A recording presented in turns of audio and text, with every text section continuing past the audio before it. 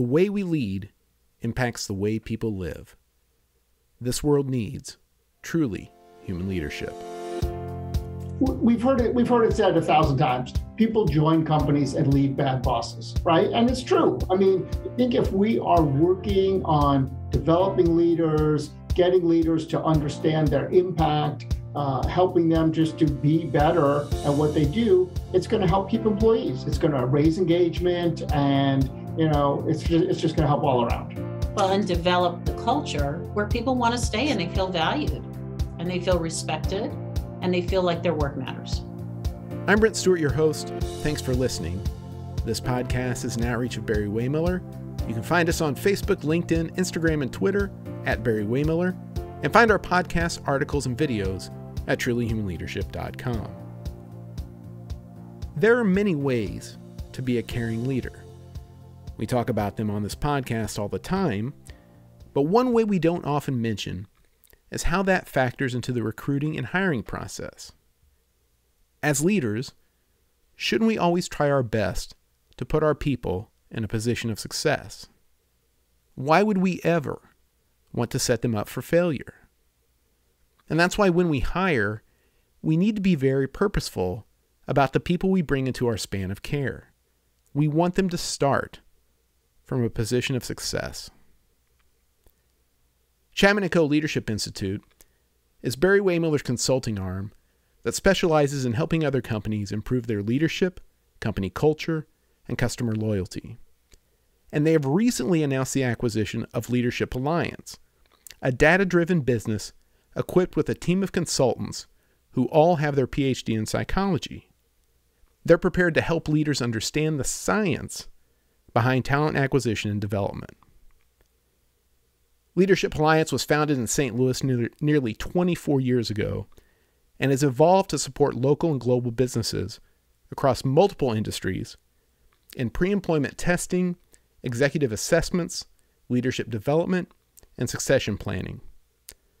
Now recently, Chapman & Co.'s founding partner, Matt Whiat, sat down with Leadership Alliance partners Karen Weller and David Weller to talk about a number of pressing issues in recruiting, engagement, and retention in today's world. They talk about things like the Great Resignation, building culture over Zoom, remote work policies, how to approach interviews, and they also talk about the way they help companies find, develop, and retain talent for the benefit of all involved. Now here's Karen Weller and David Weller in conversation with Matt Whiat. And we start off with Karen talking about how Leadership Alliance was born. I was actually working at WashU Medical School, and I was thinking about getting into this type of work. And we happened to choose a contractor who we were finishing our basement, and he and I would just sit around and talk at the kitchen table as his guys were working. And he was telling me that he had a friend who needed some coaching work done at MasterCard. And so I was telling him that this was work I was interested in doing, and he put me in touch with her. And so I met with Lois, and we hit it off, and she introduced me to MasterCard. I ended up coaching approximately 75 people over 10 years at MasterCard. That's wonderful. So they really helped launch Leadership Alliance. And from there, we morphed and got into other organizations and just grew from there. So I started it almost 24 years ago. Dave joined me 2 years later. I was working for a competitor, and Karen turned to me one day and said, I want to do what you do. And then fast forward to her story. And then she was doing well enough that I was able to jump off and join her. And we grew the business up, as she said, over the last 24 years. So your spouses, you are both psychologists and your business partners. Like this is a good 3 strikes. It's good. 3 strikes. Wow. This is really challenging. Karen and I really complement each other well.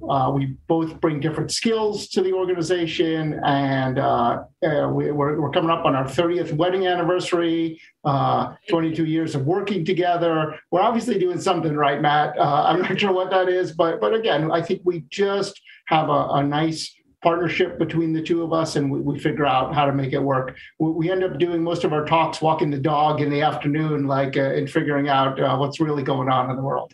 Because we really don't see each other that much during the day. I mean, we're both kind of doing our thing, and we work together. We went to graduate school together. That's where we met. So we've been partners in all forms for a very long time. That's great. And the tagline or the marketing slogan or the catchphrases on your website and on the logo is the science behind great talent. What does that mean? So we use data. We are very data-driven. And as psychologists, we have this scientist practitioner model that we were trained in. And so both we lean on the science and the data, and we're going to talk a little bit about the psychological testing in a little bit, but we use objective information. So it's not just interviews. I mean, our interviews are probably better than average, but we're really digging into how a person thinks, how they show up to work every day. So we're using a lot of objective tools and measures to really get underneath the hood. And we're also looking at what do successful performers look like in your organization? So we're using science and data to really help people hire the right people, develop the right people, and keep the right people around and motivated. Yeah, and I will go even further than that. So we have partnered with organizations like Lominger and now Team Talent, that are science-based organizations as well. So it's bringing, there's been over 50 years of research on what makes a good leader. We know what that data is. So whenever we're doing coaching, we're doing any type of development work, we're also bringing the research into play, or the foundational research in to inform our work. And you're able to do that. You're able to do that per the role as well. So this is what a great senior leader, this is what a great salesperson, here's someone who's going to be excelling as an engineer in this area. Those type of things you can map back to. Right. Well, and that's just for selection work. But when we're talking about developing, we're going back to the 70-20-10, the foundational research from Center for Creative Leadership.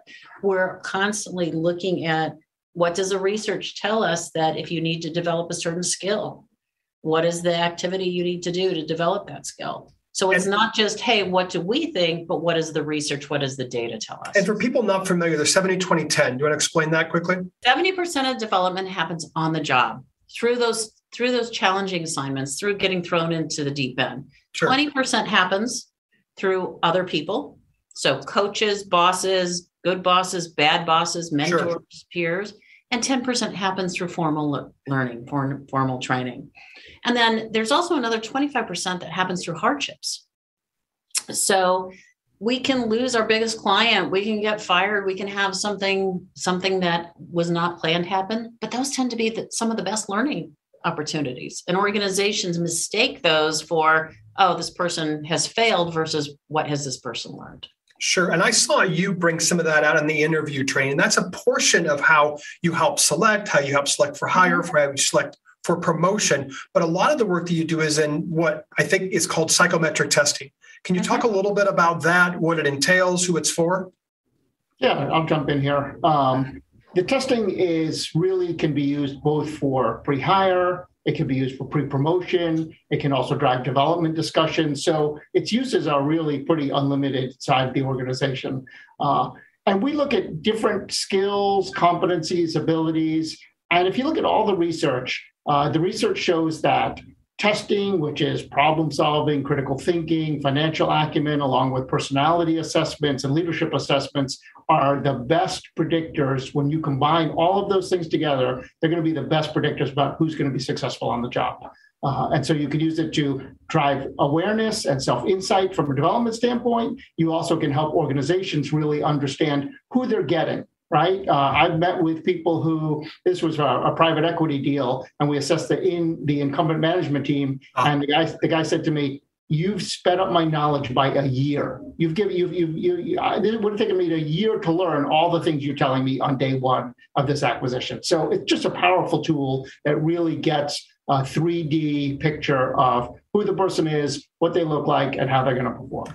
And just to mention this, I think for you all, for Leadership Alliance, not only do you use psychometric testing, but the results you have are pretty impressive. It's around a 95%, if I'm getting this right, of people that you recommend are succeeding in their role a year later. Am I close in the stat on that? Yeah. So that was one study we did, and it was 93%. But it was one study that we did, and this was 100 leaders, and they looked after a year at their performance. And of the ones that we said were going to be successful, 93% of those people were successful. Now, I don't know that we're always going to hit a 93% success rate. That's pretty, that's stretched, but it certainly did work for this client. And certainly it is much better than the typical interview that most leaders do. Our hit rate is very high compared to the typical interview process that's done by most organizations. And the client with a 93% hit rate, they actually had a very robust system. So it was our testing was a piece of it, but they also, as an organization, were excellent at sourcing talent, at vetting talent, and being a great place to work.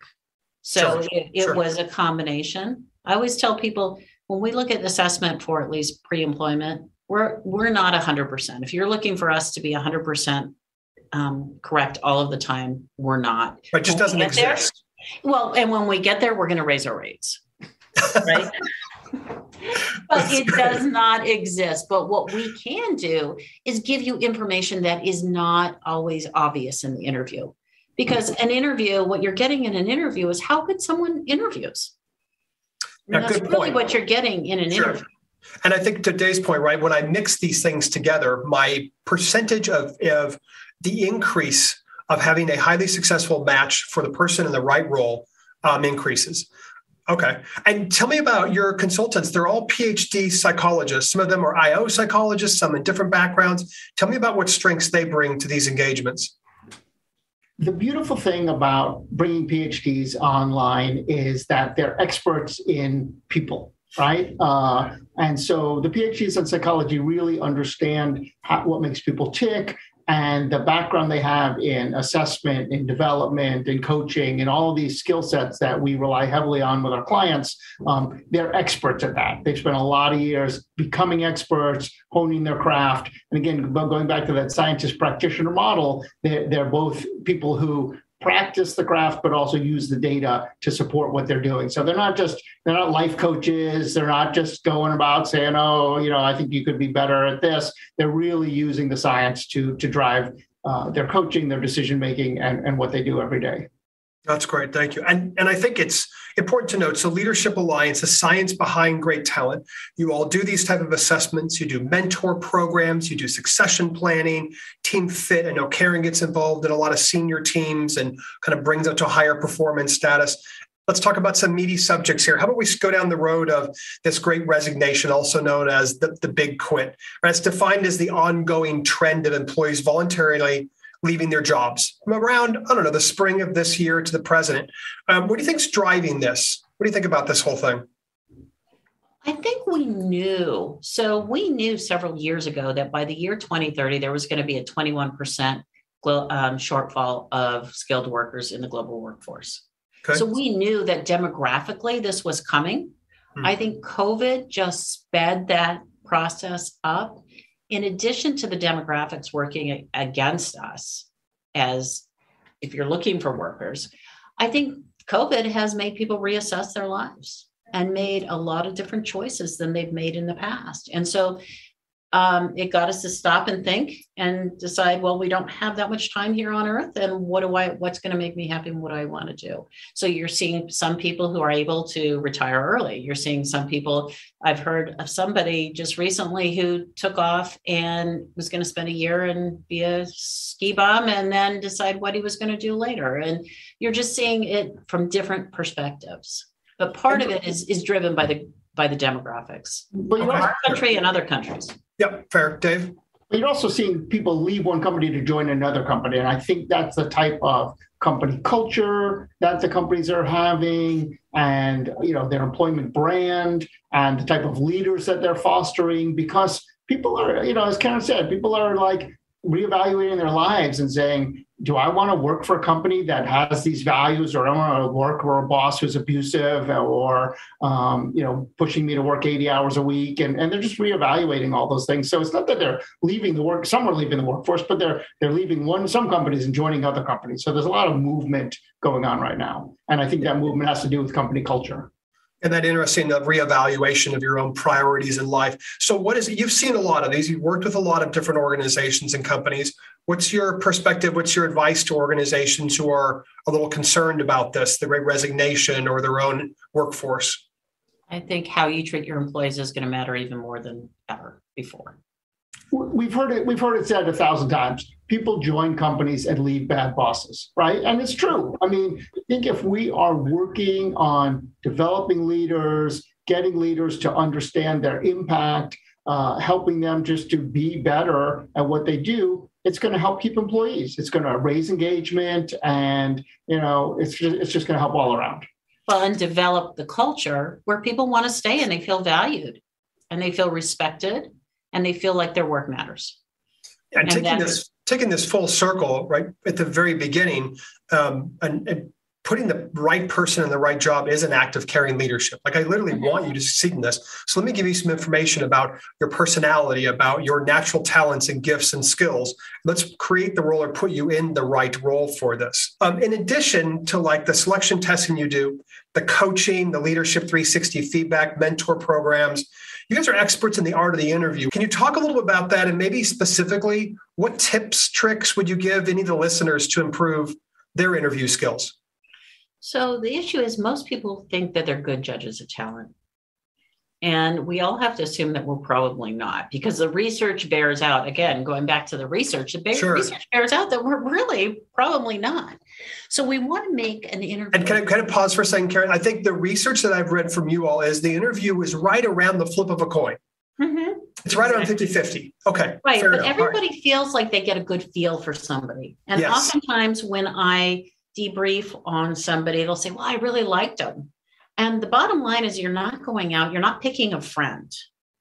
You're not picking a drinking buddy either. You're not picking a drinking buddy. You are picking someone to do a job for you. Now, you need to make sure that they fit your culture and that they're a good person, all of those things. But we tend to overplay those things. And what we don't do is I actually equate it to buying a car. So when we go buy a car, we usually, if you have a family of 6, you don't sit there and say, stop in the lot, stop and see the first one you get. And, I like that red sports car. Let me get that and take it home. We usually sit there and say, okay, I have a family of 6. I probably need a van or a minivan in the mid. And what do I need that minivan to do? What are the necessary things and what are the nice to haves? And so we don't think about when we're looking for somebody for a role in that same way. We just say, oh yeah, I'll know it when I see it. Yeah, he's got some experience. That's great. Versus what do we really need this person to do? And that's where we need to start. We need to start and make sure you know exactly what those skills and abilities are that the person needs to do to be successful on the job. Okay. If you don't know that, it's pretty hard to look for it. And then the second thing you need to do is you need to make sure you know what it looks like in an interview. Okay, so give me some examples. Well, so let me jump in for 1 second. So I mean, the car is leadership. It was competencies, right? I mean, you have to understand what competencies are important for the person to be successful, whether it's strategic agility or drive for results or, collaborates. And then, as Karen said, you've got to be able to ask the right questions and then know what a good answer looks like to see what those competencies look like. So that whoever the interviewer is, can say, yes, that was a good answer, or no, that wasn't. So strategic agility, perfect example. I ask that question often of senior leaders. And typically what I get back are tactics. Well, we needed to put this plant in, or we needed to launch this product. So I went through and I did all of these tactics. Versus the person who's truly strategic is going to tell me, well, I noticed that there was a market opportunity over here, or there was an opportunity I realized we were losing synergies between these 2 production lines. And so I looked and I said, well, if we change this production line and we did this and we did this differently versus I went and did it. So you have to know the difference and you have to know what you're looking for. And that oftentimes is very hard for people to get a sense of.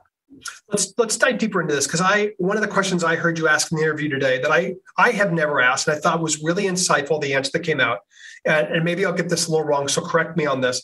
Something about, tell me a time that you got some tough feedback in your career that was hard to hear, but that you've learned from and was helpful for you since then. Mm-hmm. What kind of answer were you looking for in something like that? I find that really insightful. So I typically ask, tell me about a time you got some tough feedback that initially was hard to hear, what it was and what you did with it, right? Okay. So what I'm looking for there is, I'm looking for something, one, that's real. I'm looking for, when has this person last gotten feedback? Do they admit to getting feedback? Because one thing, again, going back to my earlier comment, what you get in an interview is how good somebody is at interviewing. What we know is that the more confident, the more skilled people are, they don't feel the need to oversell themselves in an interview. They're confident. They know they bring skills to the table, and they're going to let you know who they are. So do they give me something that's recent? Do they, or not? Well, when I was in 7th grade, I got cut from the basketball team. Okay. Do they give me something real?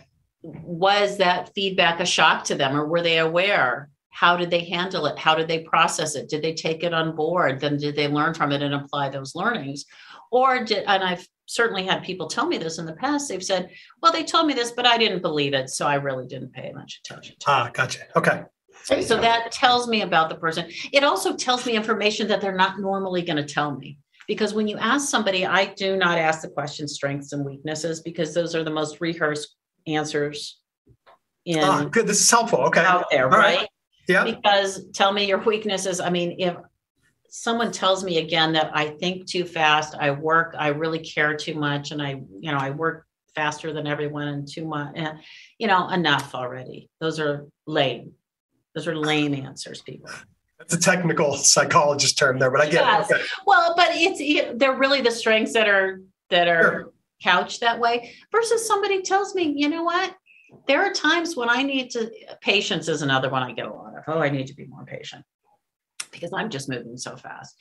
Versus the person who's giving me a true, thoughtful answer that I understand, that I know that there's self-awareness. Because the other thing we know through the research, Matt, is that people who are self-aware tend to be higher potentials and better employees. Yeah, the self-awareness quotient, the emotional intelligence. Yeah, right. And self-awareness is rare. So when I'm hearing somebody who's truly self-aware and they can say, you know what, my attention to detail isn't so great. I know that. So I realize that before a big meeting, I need to go over things with a fine-tooth comb, and I need to do this and that. That gives me a lot more information. Yeah. I love it. Dave? Yeah, just 2 points I want to build on. One is what Karen was talking about when you ask them what they learned from those experiences. There's a trait called learning agility, which is the ability to learn from your experiences and then really grow and adapt. So it's not book smarts, but it's street smarts. And people who can tell you what they learned from successes and failures, those are truly the high potentials. Those differentiate themselves, because if you think about it, as you move up in an organization, you're constantly having to learn to do things differently, right? If you go from a doer to a manager to a leader, then the skill set's different. And then if you move to the executive ranks, again, the skill set's different. No one teaches you those things. You've got to figure out how to get things done through others, how to listen differently. And someone who can have experiences, and sometimes it's our failures, right, sure, that help us learn those things. And the people who say, I learned this, and here's an example of how I use that learning in a subsequent situation, is a really powerful help in that. And going back to what Karen had mentioned, if it's the 70-20-10, if 70% is the projects that I'm put on, well, people who have higher learning agility, I can put you on those projects and I know you're going to learn from them, hence the high potential. I did want to make sure for our listeners that they got to hear, these are some of the other questions that I heard from Karen today, that I know I'm giving away state secrets here, that I heard from Karen today that revealed some really interesting questions. And that's probably because the person didn't expect the questions coming. And so when I don't expect it, then I'm just going to tell you what first comes to mind, which I think is an insightful by itself. One of the questions that was asked was, in that job, what's been the high point? And then what's been the low point? In that new role, how did you know what to do when someone was giving you like a success story? That's interesting. How did you know what to do? Right back in the days, learning agility. How did you learn and make certain decisions? What are your long-term goals? I usually rarely answer that one, but I want to know for wherever I'm hiring someone, where do they see themselves long-term? I thought that was a good question. Tell me an event in your career that you learned from and continue to use. That was a great one. This is one that we use in our inclusion training at Chapman & Co. What's the biggest misperception people have of you? In other words, I want to know, what do people think about you from what they see, but what's really underneath? And I think that always elicits an interesting question. To come back to the inclusion angle in a second. And the last question that was asked, which I thought was great, was what else should I know about you that would be helpful for us to know? I thought, well, that's really good, because even what you select at that last question to give something else, I think is really insightful. So Karen, I just enjoyed the interview, and hopefully our listeners can take some work back from that. Important to notice. One question, I'm going to interrupt just real quickly, because one question I did not ask that I love asking at the end, and it's not my question, I got it from a colleague. So if somebody is in charge of sales per se, okay, I always like to ask, if you were writing a book on sales leadership, or fill in whatever the functional leadership, the functional term is, sure, what would be the title of the book and the name of the first 3 chapters? And what you get in that question is, off the top of their head, what they think is important for that functional area. And ideally what you get is you get them wrapping it around, they're telling you a consistent story throughout the interview.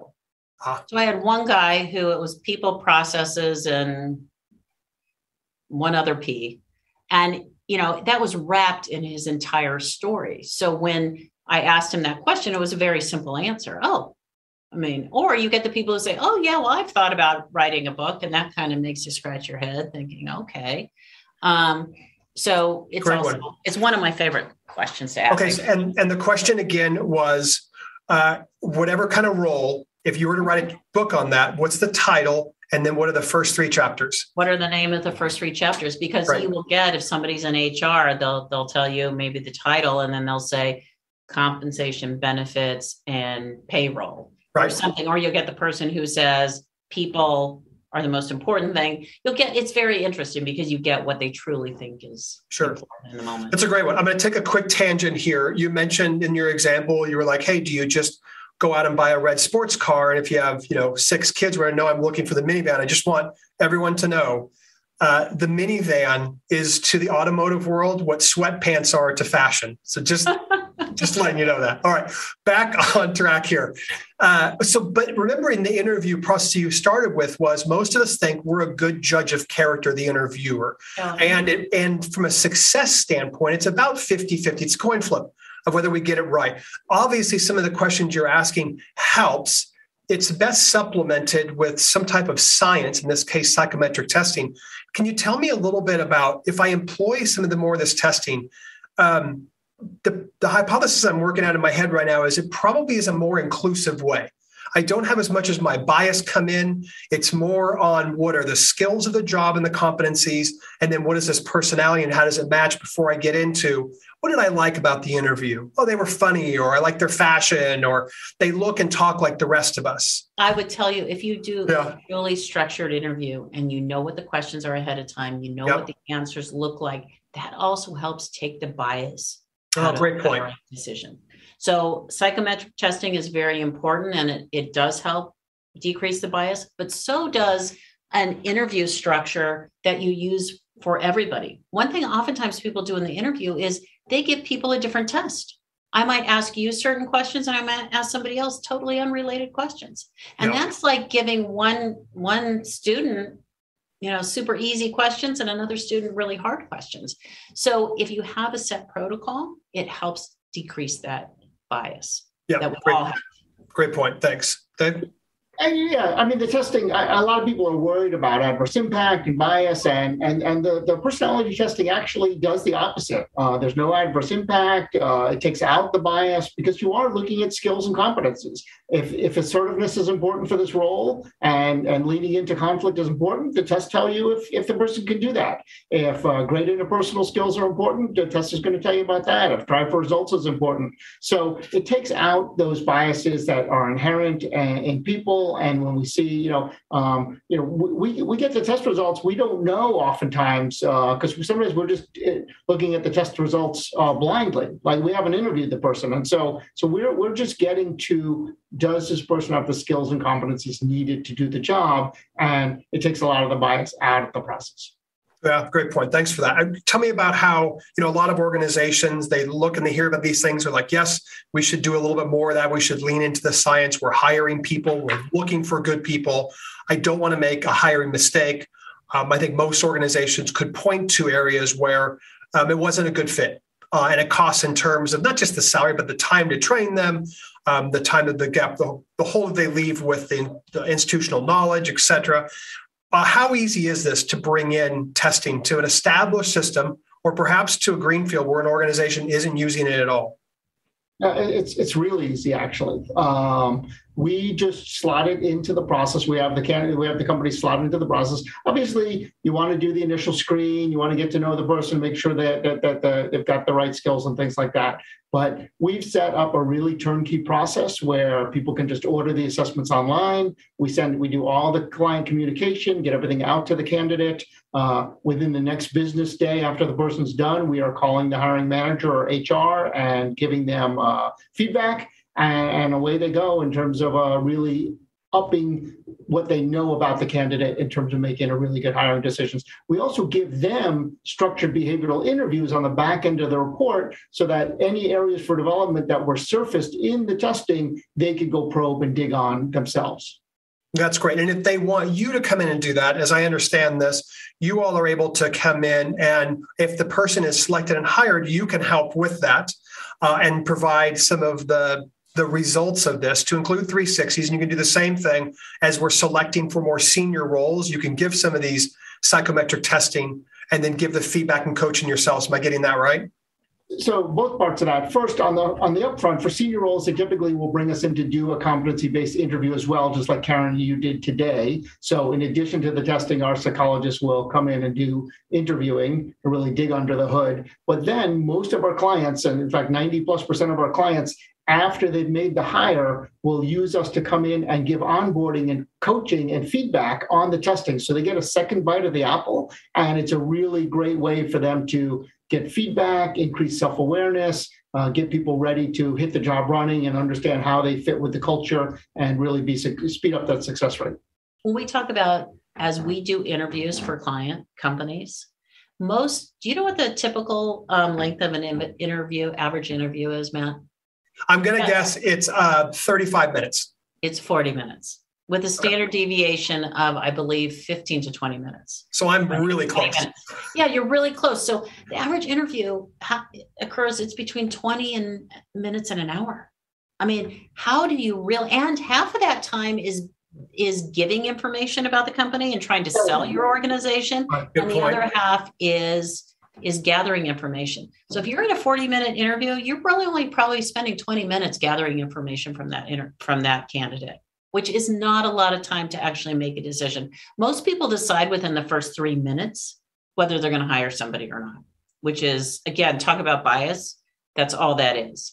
So when we interview, especially senior level candidates, we are not selling the company. We spend an hour and a half actually asking questions and listening and getting, as Dave said, getting under the hood and really getting to know who this person is.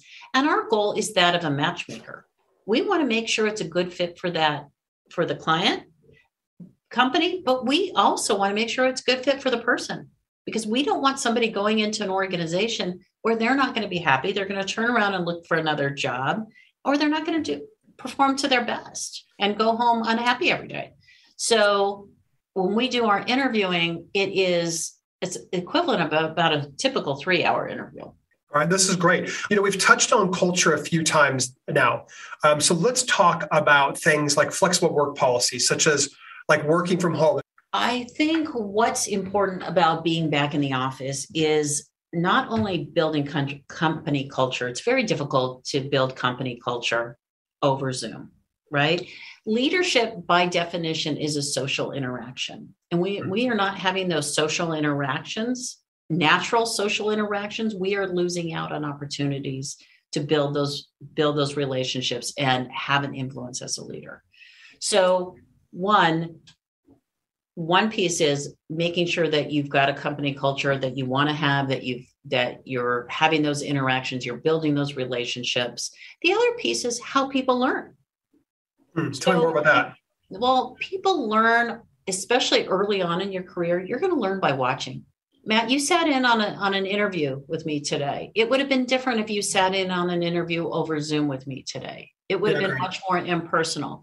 So oftentimes, especially early in our careers, we learn by sitting at other people's feet and soaking up their knowledge. So especially for younger people in the organization, they are missing out on not only those learnings of just the core technical skills of doing the job, they're missing out on how do you navigate the political workings of an organization? How do you navigate people's personalities and learn to get along with other people? When you don't have to do that, because it's all on Zoom and I can just talk to you about what I need to talk to you about, you're missing out on some foundational learnings that can help you then grow in your career and move forward in your career. That's not to say I think people need to be in 7 days a week and a bunch of FaceTime, but I think by not being in, they miss out. And I'm talking younger, emerging leaders and mid-level managers versus senior leaders. And even I would argue senior leaders. Peer relationships matter at the senior leadership table, right? Sure. They need to know that they trust each other. They need to know that they've got each other's backs. And if there's not enough of interaction, they're not going to build those relationships and those bonds. All right. Well said. Dave? Yeah, you make some excellent points, Karen, but I tend to disagree.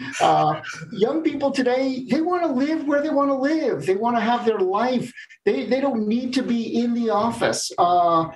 People are doing more recreation. They're trying to get out. They don't want to be constrained by having to live in a town where they're not happy. And being able, we had an employee who loves to sail, and St. Louis is pretty landlocked. So he moved to Baltimore, Maryland, and he loves to sail and do things, and he can still do his work, and we can bond on Zoom calls. But I think there's a generation of workers who want to be living in different places, doing different things, doing their work. And I just was talking to a client who said they went back to a work from work policy, and two young people just quit.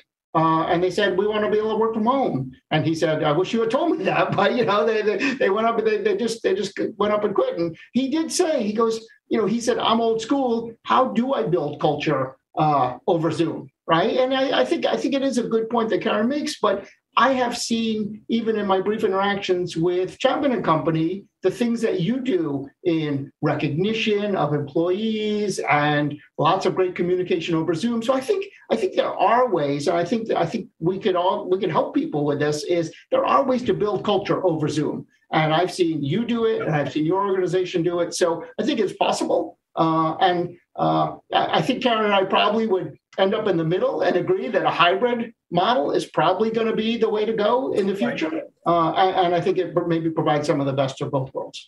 So I would also argue real quickly, without being in the office, you don't have that proximity. And proximity breeds strong relationships. We know that. People like people they see more often, things like that. But the other thing that we're also hearing in the media a lot right now, and I think is so true, is the mental health issues that are going on in the world today. And I think there's a component of that is people are isolated. People are working from home. They're not having those social interactions. And I think it's damaging their mental health. So I would argue another benefit of being in the office, and maybe it's not full time, but one benefit, people do better with social support. People do better. We are by nature, right? We are by nature group oriented. Yeah, the work that we'll do in resiliency, my background from the military, I would say, the misnomer that we have about resiliency is we think it's an individual endeavor. It's really a team sport, but it's a harder sport to play over Zoom. And I think in this quick back and forth we've had, the answer probably lies somewhere in the middle. We're going to have to meet the workforce where it is. And the workforce right now wants to be more flexible and have more autonomy in their own career. But to have a great career, they're going to have to spend some time probably with these social interactions and not just on video. And that's probably a lot of the work that we do. At times we'll be asked to come in and say, well, not only how do you build culture over Zoom, they'll say, oh, our engagement in our meetings over Zoom is not really great, or over Teams, or whatever the platform might be. And so we'll watch the meeting and we'll say, oh, I know why. Your meeting sucked in real life too. Like Zoom just made it easier for someone to go off video and go on mute. So let's help with the meeting. Then we can help you with the virtual side of this. But that's a little bit of the work that we do.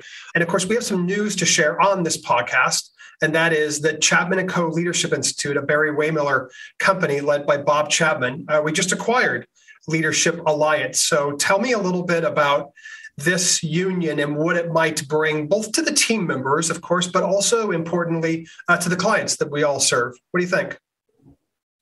We are extremely excited about this because we have been partnering with Chapman & Company for several years on projects. And what this allows us to do is bring end-to-end talent management solutions to our clients, help them from bringing in the right talent to helping create a culture and environment where your talent can flourish, engaging them, coaching them, developing them, making sure that they're having an impact on the customer. So for us, it gives us an opportunity to have more impact on the customer. And for our team members, it gives them an opportunity to span the spectrum as well. Sure. Dave? Karen and I have always tried to create an organization where people matter, where we do great work, where the client comes first. And it's just, even in the brief time that we've been in meetings together, and I've said it in some of your meetings, I just think the alignment there from a culture standpoint couldn't be better. And we couldn't be happier about this partnership and the opportunities it's going to provide to both sides.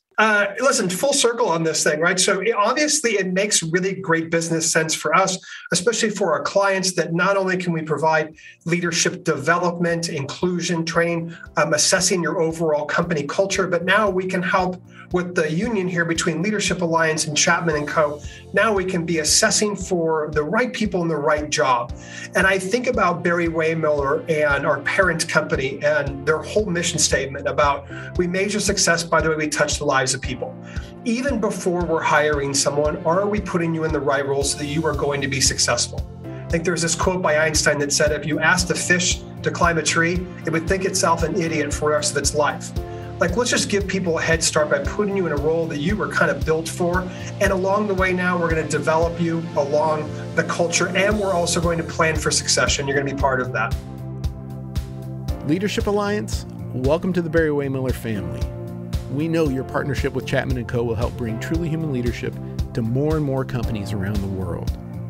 And if you'd like to learn more about Leadership Alliance and its services, you can find them on LinkedIn or go to www.leadershipall.com. And you can find out more about Chapman & Co., their services, classes, case studies, videos, webinars, and more on the Chapman & Co. website, ccoleadership.com.